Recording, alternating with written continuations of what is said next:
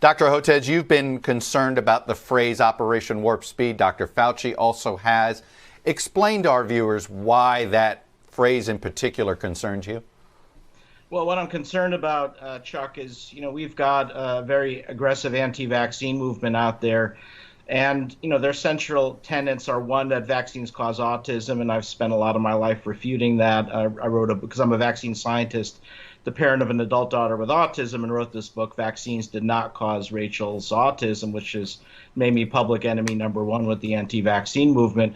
But the other things that they allege is, one, that vaccines are not adequately tested for safety, that we rush vaccines, and that there's this cozy relationship between the pharma companies and the U.S. government. And so everything that's been happening with some of the things Moderna has been doing and others, plays right into all of the assertions made by the anti-vaccine lobby, to the point, and the White House Operation Warp Speed phraseology, which is just awful. So I worry, and the numbers now support this. Reuters just published a study this last week saying that 25% of Americans probably won't take COVID-19 vaccines, even if they're made available. Right.